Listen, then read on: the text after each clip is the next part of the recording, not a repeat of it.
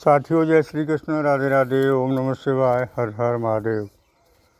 आप लोग स्वस्थ होंगे, आनंद होंगे, ऐसी मुझे पूर्ण उम्मीद है। साथियों, आज हम फिर उपस्थित हूँ आपके साथ नए वीडियो के साथ। आचार्य डॉक्टर मानव चैनल में सभी श्रोता बंधुओं का बहुत बहुत स्वागत है। साथियों, आज हम आपको एक नई बात बताने के लिए प्रस्तुत हूँ। मेरा काम रहता है कि आपको नई नई खोज आपके जीवन के बारे में बताता रहूं। ऐसी मेरी इच्छा रहती है। अथक प्रयास से विशेष मेहनत करके आपके लिए, आपके भविष्य के बारे में नई नई खोजों को प्रस्तुत करना मेरा काम है। तो साथियों, हर मानव की ये इच्छा रहती है कि मेरा आगे आने वाला समय कैसा है, मेरा जीवन कैसा रहेगा, भविष्य में मेरा जीवन संघर्ष में रहेगा या अच्छा रहेगा, इसके बारे में एक लालसा रहती है दिल में। और ये उन्हीं को लिए है जो कि ज्योतिष शास्त्र में आस्था और विश्वास रखते हैं। उनके लिए नहीं है कि जब परेशानी आ गई तो भगवान को याद कर लिया कि प्रभु ये कष्ट आपने दिया है, और जब अच्छे दिन आ गए, पैसा आ गया, खूब सब काम बनने लगे, तब कहने लगे ये तो सब मैंने किया है, तब भगवान को भूल गए। तो उनके लिए ये वीडियो नहीं है, वो कृपया ना देखें तो ज़्यादा अच्छा है। जो उन लोगों की आस्था और परमात्मा में है, आस्था और विश्वास, उनके लिए वीडियो है। जिन लोगों की आस्था और विश्वास ज्योतिष शास्त्र में है, उनके लिए ये वीडियो है। जो लोग नास्तिक हैं, जिन्हें आस्था विश्वास ही नहीं है किसी के लिए, वो ये ना देखें तो ज़्यादा अच्छा है। क्योंकि उन्हें तो भाइयों शब्द, साथियों शब्द से भी नफरत है। मैं जो साथियों शब्द बोलता हूँ बीच में, उससे उन लोगों को नफरत है। क्योंकि वो कहते हैं कमेंट में कि साथियों क्यों कहते हैं आप। मैं साथियों नहीं कहूँ, क्या दुश्मनों का हैं? आप लोग मेरे साथी ही हैं, छोटे और बड़े। मैं तो साथी ही समझता हूँ आपको, छोटे और बड़े सब साथी हैं हमारे। क्योंकि ये सब हमारा परिवार है, और इस परिवार के लिए मैं भगवान से प्रार्थना भी किया करता हूँ कि भोलेनाथ मेरे इस नए परिवार पर कृपा दृष्टि रखें और माँ लक्ष्मी इन पर कृपा बरसाती रहें। ऐसी मेरी प्रार्थना भी रहती है। तो साथियों, आ जाइए टॉपिक पर। इस समय में अब जो समय आ रहा है, वो ऐसा आ रहा है कि आपके कर्मों का फल मिलने वाला है और ज़िंदगी बदल जाएगी। यहाँ से टर्निंग पॉइंट है, चेंजिंग पॉइंट है। यहाँ से आपका जीवन बदलने वाला है। मैंने जैसा कि बताया, हर वीडियो में बताता हूँ कि रात के बाद दिन आता है, दिन के बाद रात आती है। प्रकृति का नियम है, जाड़ा गर्मी वर्षा आते हैं। तो तुला राशि के जातकों ने काफ़ी कष्ट सह लिए। अब तक इसके बताने की ज़रूरत नहीं है, मैं हर वीडियो में बताया भी करता हूँ और आप भी जानते हैं। समय क्यों बर्बाद करूँ ज़्यादा। ऐसा कोई कष्ट नहीं रहा जो आपके ऊपर नहीं गया गुजरा हो। शॉर्ट में बता रहा हूँ। लेकिन अब ऐसा कोई सुख नहीं बचेगा जो आपके ऊपर न गया गुजरा रहेगा। हर सुख, हर समृद्धि, हर सुविधाएं आपका इंतज़ार कर रही हैं। ये मैं नहीं कह रहा हूँ, ये ग्रह नक्षत्र कह रहे हैं। बड़े बड़े ग्रहों का इतना परिवर्तन हुआ है कि उस परिवर्तन को देखते हुए मैं तो ये कहूँगा कि आप करोड़पति बन सकते हैं। करोड़पति हैं वो और आगे बढ़ सकते हैं, लेकिन शर्त ये है कि कर्म करना पड़ेगा।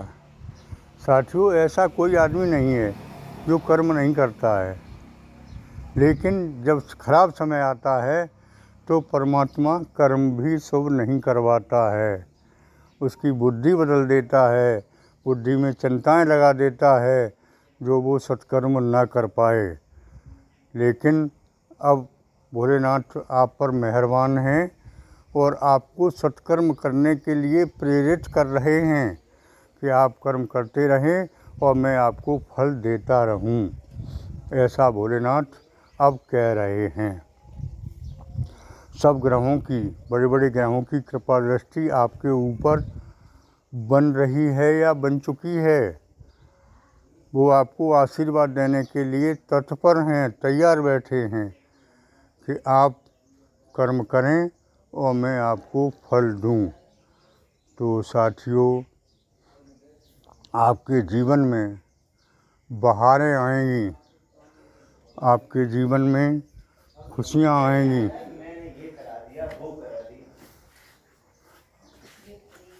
आपके जीवन में खुशियां आएंगी, खुशियां की बहारें आएंगी, घर में सुख शांति आएगी, गृह क्लेश दूर होंगे और भगवान भोलेनाथ की कृपा इतनी बरसेगी आपके ऊपर कि आप सोच नहीं पाएंगे कि ऐसा कैसे हो गया। अचंभित होंगे कि इतना बड़ा परिवर्तन कैसे आ गया। साथियों, परिवर्तन ही जीवन का नियम है, इसमें मैं कोई नई बात नहीं बता रहा हूँ।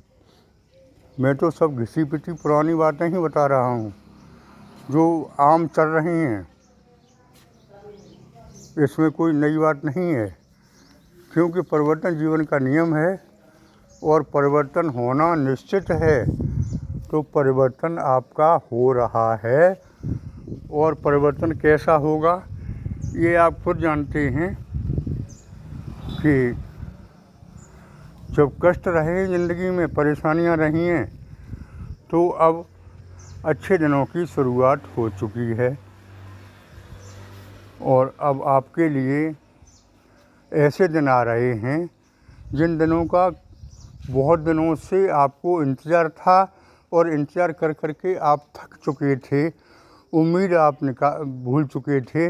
आपको अब उम्मीद नहीं रही थी कि अब अच्छे दिन भी आएंगे, लेकिन आएंगे। मैं हमेशा आपसे कहता रहा था और वो समय अब अति निकट है। साथियों, केवल दो चीज़ का आप ध्यान रखें, परमात्मा के भजन का और कर्मों का। कर्म भी दो तरह के होते हैं, सत्कर्म और दुष्कर्म। तो सत्कर्म करते रहें, परमात्मा ने जो ड्यूटी दी है उस ड्यूटी पर लगे रहें।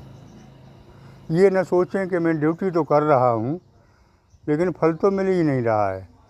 वो आपका संचित हो रहा है, आपकी बैंक में जमा हो रहा है, अवश्य मिलेगा समय आने पर, और समय वो अति निकट है। साथियों, विदेश जाने का मौका भी मिलेगा आपको। ज्योतिष में विदेश जो है एक देश से दूसरे देश के लिए ही नहीं कहते हैं, यहाँ भी दूर चले जाते हैं तो विदेश ही बोला जाता है ज्योतिष में। जैसे नौकरी करने के लिए आप अपने यहाँ से बाहर चले गए तो उसको ज्योतिष शास्त्र में विदेश कह देते हैं। साथियों, नौकरी के भी योग बहुत अच्छे बन रहे हैं और आगे जो समय आ रहा है उसमें चाहे सरकारी हो या प्राइवेट हो, ये मैं नहीं कह सकता, जैसी जिसकी योग्यता होगी उस अनुसार नौकरी के योग बन रहे हैं। व्यापार धंधे में विशेष दिलचस्पी बढ़ेगी, विशेष लाभ भी होगा। लेकिन अपना काम खुद देखें, किसी पर विश्वास ना करें। और एक नई ऊर्जा आपके अंदर होगी काम करने की। जो ऊर्जा मर चुकी थी, जो ऊर्जा समाप्त हो चुकी थी, वो ऊर्जा नई तरह से अब पैदा हो रही है, क्योंकि ऊर्जा बहुत ज़रूरी है शरीर में काम करने की, आगे बढ़ने की, सोचने की। वो ऊर्जा नई एक बढ़ के आप नई दिशा में बढ़ेंगे, ऐसे योग बन रहे हैं।